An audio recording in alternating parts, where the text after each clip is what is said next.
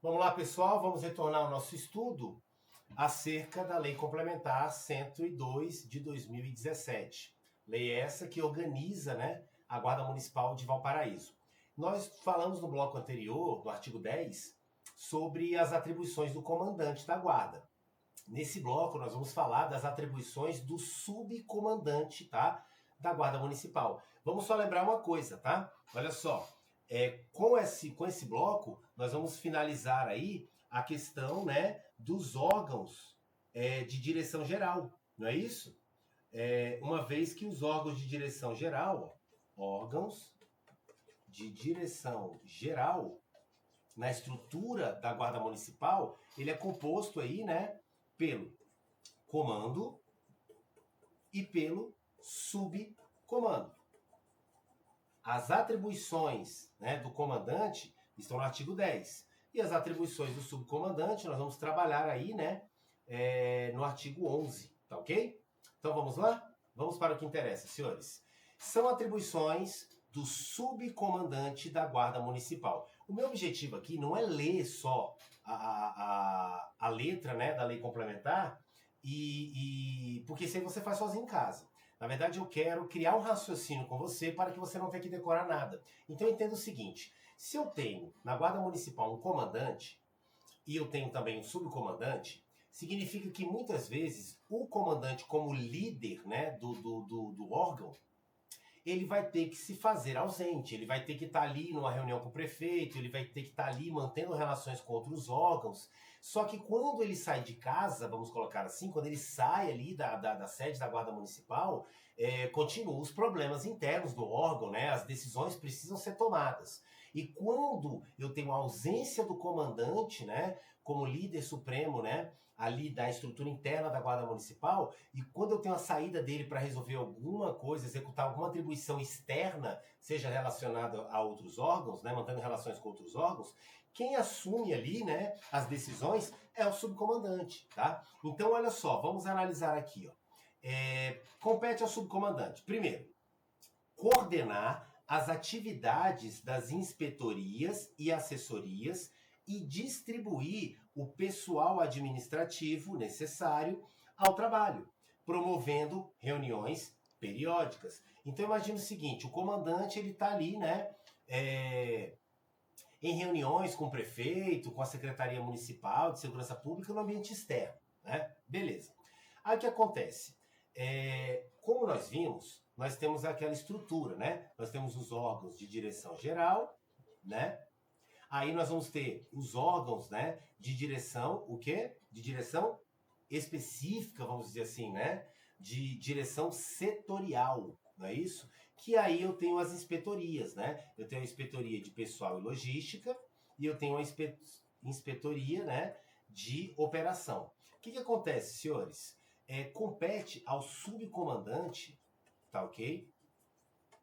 Coordenar as atividades das inspetorias, porque o comandante ele está mais voltado para a relação com outros órgãos, com a representação da Guarda Municipal no ambiente externo, tá? Eu costumo brincar e falar que o bom comandante ele não fica dentro da Polícia Militar, né? Um bom comandante de um batalhão, por exemplo, ele não fica dentro do batalhão, ele fica fora, né? Ele vai buscar recursos, ele vai buscar melhorias, ele vai buscar manter relações com outros órgãos que tragam benefícios para o batalhão e etc. E aqui na Guarda não é diferente. Enquanto o comandante está lá fora, né, mantendo relações com outros órgãos, resolvendo questões com o prefeito, com o secretário municipal e etc., o subcomandante ele está ali dentro. Ele está ali dentro arrumando a casa, né, deixando tudo arrumadinho para quando, né, o dono, vamos dizer assim, né, quando o comandante voltar, tá tudo em ordem. Então compete ao subcomandante coordenar as atividades das inspetorias. Por que isso aqui não é competência do comandante, professor? Porque o comandante ele não vai estar lá dentro, ele não tem tempo para ficar ali reunindo, né, com o inspetor de operações, com o inspetor ali de pessoal e logística. Ele tem que estar fora. Quem vai cuidar dessa parte administrativa aqui dentro é o subcomandante, beleza? Então, coordenar as atividades das inspetorias e assessorias e distribuir o pessoal administrativo necessário para o trabalho, promovendo reuniões periódicas, né, uma vez que o comandante está lá fora resolvendo os problemas. Beleza. Também compete ao subcomandante acompanhar o desenvolvimento do serviço operacional, informando ao comandante da Guarda Municipal todas as ocorrências ou fatos de destaque, né, e as providências que ele adotou ali. Então, enquanto o comandante está lá fora e etc., em reuniões e etc., tá? É o subcomandante que acompanha, tá, a atividade fim, né? A atividade operacional, tá? Então, você vê que quem fica mais dentro ali do órgão, quem fica mais ali tomando conta da parte interna mesmo, é muito mais o subcomandante do que o próprio comandante. O comandante ele toma muitas decisões, mas quem coordena, quem fiscaliza, quem acompanha, tá no dia a dia ali, é o subcomandante, beleza? Então, acompanhar o desenvolvimento do serviço operacional, tá? Isso aqui não é atribuição direta do comandante, é do subcomandante, tá? O comandante, lembrando, ele está muito mais relacionado a atividades externas, beleza? Então, ali, como é que foi feito o serviço? Como é que está sendo feito aí, né, as operações? Nós temos aí missões, né? A viatura que vai cuidar ali do escolar, da parte escolar e etc. Realizou lá as missões, etc. Tudo isso é o subcomandante que vai realizar, tá?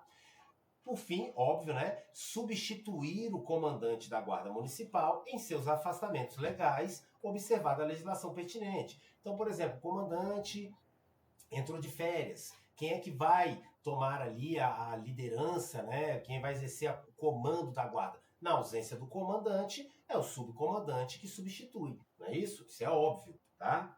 Beleza, cuidado, olha a próxima. Intermediar a expedição de todas as ordens relativas, tá? À disciplina, instrução e serviços gerais, cuja execução tenha o dever de fiscalizar. Então, olha que interessante.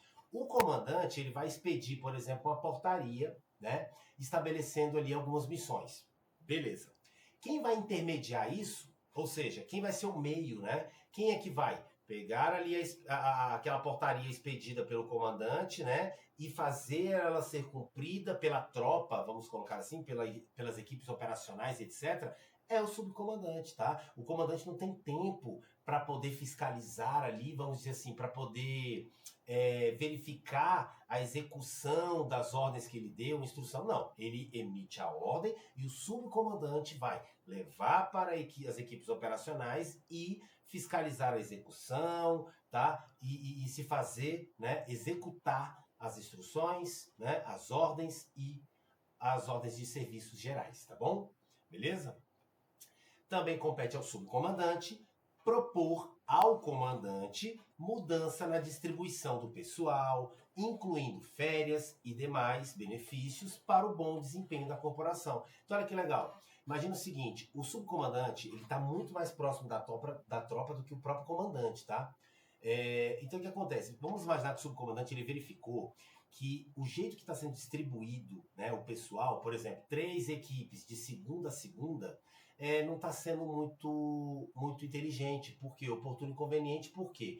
Porque no final de semana eu tenho uma sobrecarga de atividades e as equipes não estão dando conta. Então, o que ele pode propor? Porque a decisão é do comandante. Ele pode propor, como subcomandante, que o comandante altere, tá, a distribuição de pessoal. Comandante, o que o senhor acha? Ao invés de ter 3 equipes trabalhando aqui, né, de segunda a segunda, por que a gente não deixa dia de semana que quase não tem ocorrência, né? 2 equipes, e no final de semana a gente coloca 4. Aí a gente coloca 2 escalas de serviço, etc. Ele pode propor isso ao comandante. Por que propor? Porque a decisão é do comando, tá? Não é do subcomando. O que ele pode fazer é propor, dar a ideia, tá?